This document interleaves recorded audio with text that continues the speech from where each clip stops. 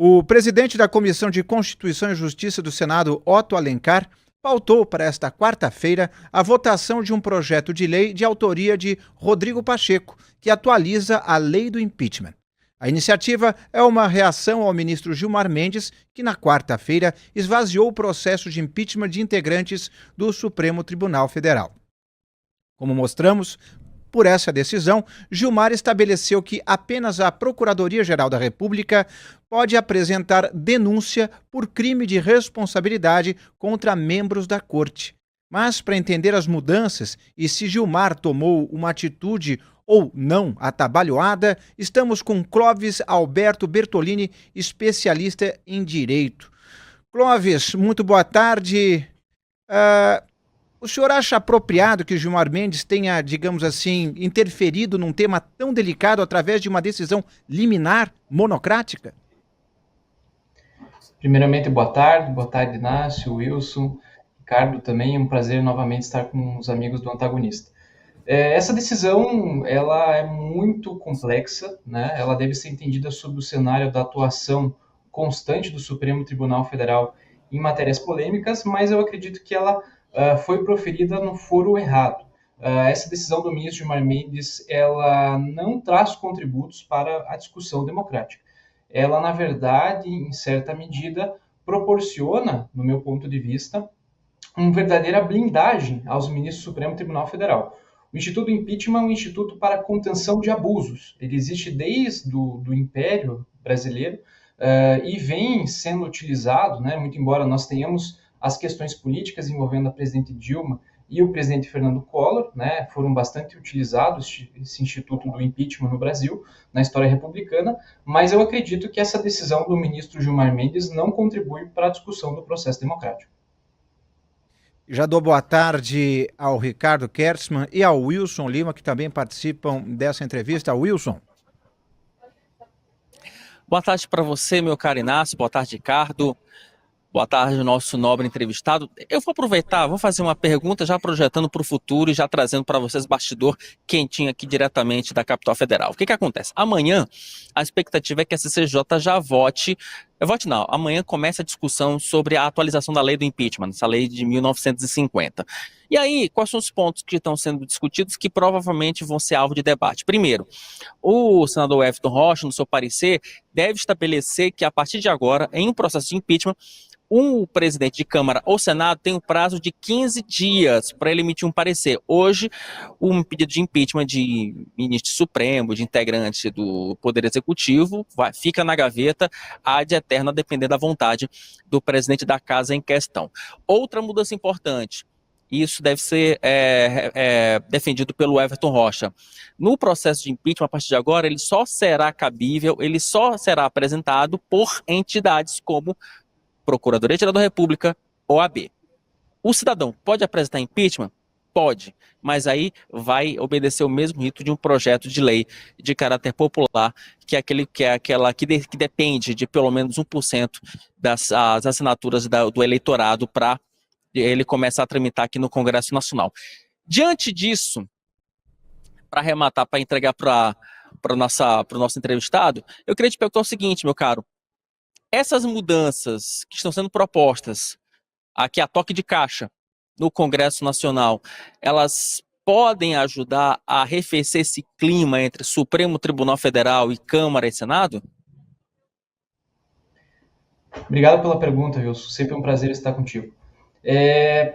Me parece que essa decisão do Congresso Nacional de limitar o escopo dos legitimados, ela acaba trazendo melhorias, efetivamente, à decisão do ministro Gilmar Mendes. Só que, do meu ponto de vista, o que deve ser levado em consideração é a violação inegável ao direito de petição, previsto no artigo 5º, inciso 36 da Constituição Federal. Todo cidadão tem direito a apresentar qualquer tipo de requerimento à autoridade pública.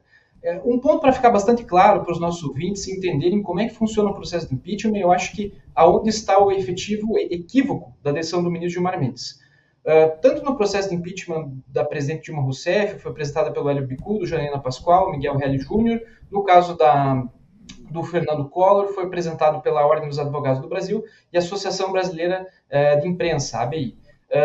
Ambos os pedidos, muito embora protocolados, né, por cidadãos, no caso do Collor, mais evidente por entidades da sociedade civil organizada, eles são encampados pelo Congresso, analisados pelo Senado, na Câmara, no caso do presidente, e no caso dos ministros supremos no Senado Federal, é aberta uma comissão e a comissão vota esse pedido. Então, me parece que essa tentativa do projeto de lei de limitar as entidades legitimadas é um grande retrocesso. Por quê? Porque nós temos a necessidade de que qualquer cidadão possa apresentar esse requerimento. O Wilson comentou da possibilidade de apresentação a um projeto de lei de iniciativa popular. Eu entendo que isso é efetivamente equivocado. Por quê? Porque se os senadores ou os deputados abrem uma comissão e entendem pela necessidade de aprovação desse processo de impeachment, pouco importa quem apresenta, né? Então, há uma deliberação por maioria, né? O impeachment, para ser aceito na Câmara dos Deputados, é um quórum bastante qualificado, no caso do presidente e no caso do Senado. Então, me parece que essa discussão sobre quem é o legitimado, ela é totalmente ineficiente, né? Deve ser, no meu entendimento, isso deve ser aberto a todo aquele cidadão que entenda haver alguma irregularidade e desde que faça, né, fatos e provas, autoria e materialidade, apresentem esse requerimento, enfim, o Congresso Nacional vai deliberar sobre a pertinência ou não. Sobre o ponto específico, Wilson, da questão da necessidade de um prazo para deliberação, me parece que quando o presidente do Senado, né, tanto o Rodrigo Pacheco quanto o Davi Alcolumbre, simplesmente não pautam os pedidos de impeachment, nós já temos uma não decisão. Né? Então, sim, eu acho que seria positiva essa questão de ter um prazo para deliberação, porque também esses pedidos não podem ficar a bel prazer do presidente, seja da Câmara, no caso do presidente da República, ou dos ministros do Supremo, como uma espécie de uma arma política, né? Vou aceitar ou não o pedido de impeachment. Então, me parece que é positiva essa mudança específica em relação ao prazo. Ricardo? Boa tarde, Inácio. Boa tarde, Wilson. Boa tarde, doutor.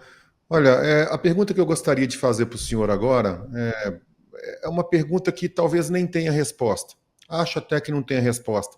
Mas é uma pergunta que está na minha cabeça e eu tenho certeza que está na cabeça de milhões de brasileiros. Objetivamente, o Gilmar Mendes foi por conta própria, monocraticamente, e fez picadinho, rasgou a Constituição brasileira. Ele disse o seguinte: olha, o que está aí, o que diz a lei, eu considero que não é assim, e pronto, acabou. E deu uma canetada. Independentemente do que o Senado vai fazer agora, pelo texto que o Gilmar Mendes já escreveu, pelo que ele publicou, pouco importa o que o Senado faça, porque ele lá está dizendo, claro, que no entender dele, ou seja, do Supremo, como que é o processo, como que se daria o processo de impeachment. A pergunta que eu quero fazer, e repito, eu não exijo do senhor uma resposta, porque eu nem sei se tem, é o que nós, o que a sociedade brasileira, o que eu, o senhor, todos, o que a gente pode fazer diante de uma situação dessa? Existe, sei lá, o Conselho Nacional de Justiça, Corregedoria, sindicato, alguém pode fazer alguma coisa, já que nem o Senado mais vai ter a prerrogativa de tomar alguma providência contra um ministro que atente, em tese, contra a Constituição do país? Ricardo, você trouxe o ponto essencial de toda essa discussão do impeachment dos ministros supremos. Só para esclarecer os nossos ouvintes e entenderem por que essa discussão do impeachment é fundamental. Em 2004, quando o Conselho Nacional de Justiça foi criado, havia uma dúvida a respeito da possibilidade da submissão dos ministros do Supremo Tribunal Federal ao CNJ. E, por incrível que pareça, a grande voz da necessidade de limitação do CNJ, ou seja, o CNJ não ser utilizado, não ter jurisdição sobre o ministro do Supremo Tribunal Federal, foi o ministro Gilmar Mendes. Então, o próprio Supremo, em 2005, definiu que os ministros do Supremo Tribunal Federal, por integrarem a cúpula do Poder Judiciário, não poderiam estar submetidos ao processo do CNJ. Por quê? Porque eles estavam sujeitos ao processo de impeachment. Isso é expresso na decisão do Supremo Tribunal Federal. Como nós podemos responsabilizar o ministro do Supremo Tribunal Federal? A única alternativa existente é o processo de impeachment. Não existe outra alternativa, porque os ministros do Supremo Tribunal Federal não respondem ao processo no CNJ e agora discute-se eventualmente se eles teriam um eventual Código de Ética e Conduta, né, por iniciativa do ministro Luiz Edson Fachin.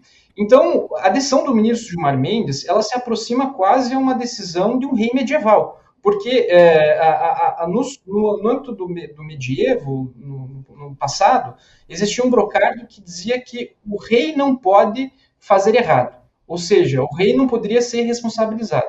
Então, quando nós temos uma decisão dessa em que isenta a possibilidade de controle dos ministros do Supremo Tribunal Federal, nós estamos aproximando quase de um regime de rei, no regime de monarquia, o qual não se tem nenhuma responsabilidade. Isso vai totalmente contra o princípio republicano, que o princípio republicano, no artigo 1º da Constituição, estabelece a necessidade de responsabilidade dos agentes públicos. Então é muito complicado, Ricardo, essa tua pergunta é muito complicada, por quê? Porque justamente a única alternativa que nós temos para a responsabilização de ministro do Supremo Tribunal Federal é o impeachment. Claro, ninguém aqui está defendendo que o impeachment tem que ser utilizado como um instrumento de coação dos ministros, ninguém está defendendo aqui que o impeachment tem que ser usado de maneira inadequada. Não é isso que a Constituição diz, não é isso que a lei do impeachment diz. Mas o que é bastante preocupante da decisão do ministro Gilmar Mendes é que ele defende o fato de que, pelo mero fato de existir mais de 30 pedidos de impeachment em relação a X ministros, isso seria uma tentativa de assédio do impeachment, né? ou desvirtuamento do texto constitucional. Não, o que desvirtua o texto constitucional é essa decisão do ministro Gilmar Mendes, com todo respeito.